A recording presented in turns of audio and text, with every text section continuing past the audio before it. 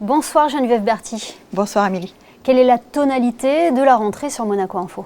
La tonalité, c'est l'ADN de Monaco Info. Tout ce qui se passe à Monaco est sur Monaco Info, avec de l'institutionnel, du patrimoine, de la culture et du sport, bien sûr. Alors dévoilez-nous la grille de la rentrée. Qu'est-ce que les téléspectateurs vont pouvoir découvrir sur notre antenne dès à présent? On commence dès la semaine prochaine avec la Coupe Davis, un grand direct de tennis les 15 et 16 septembre, puisque Monaco accueille l'Équateur. On sera à la fin du mois avec Hugo Mikalev qui dispute son premier combat professionnel à Monaco, toujours en direct. On sera aussi au Conseil national à la fin de la semaine pour l'hommage rendu au prince Régnier III. On accompagnera Son Altesse Sérénissime le Prince Souverain à la COP28. On sera aussi, grâce à notre correspondante à New York, à l'ouverture du débat général de l'Assemblée générale des Nations Unies. Est-ce qu'il y a des nouveautés aussi qui vont rythmer l'antenne de Monaco Info? La nouveauté, je viens de vous en parler, c'est notre correspondante à New York qui nous proposera une pastille chaque semaine pour prendre le pouls outre-Atlantique ou nous rapporter ce que les Monégasques ou les gens qui font Monaco auront fait sur place.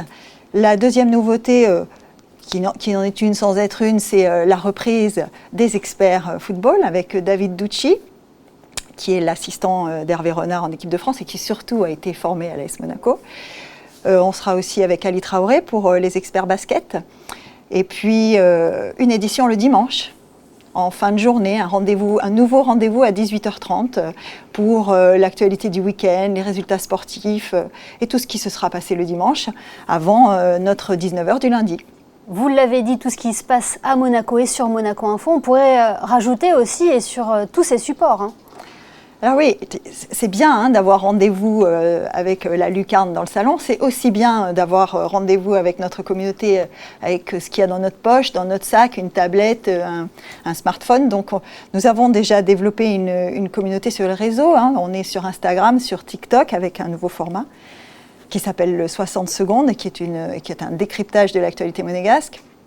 Sur Facebook, bien sûr, sur X maintenant, puisque anciennement Twitter, avec une communauté qui est déjà à 150 000 abonnés environ et qu'on espère faire grandir, bien sûr, avec de l'image toujours, mais aussi de la photo, puisque toute notre équipe de photographes suit l'actualité de Monaco.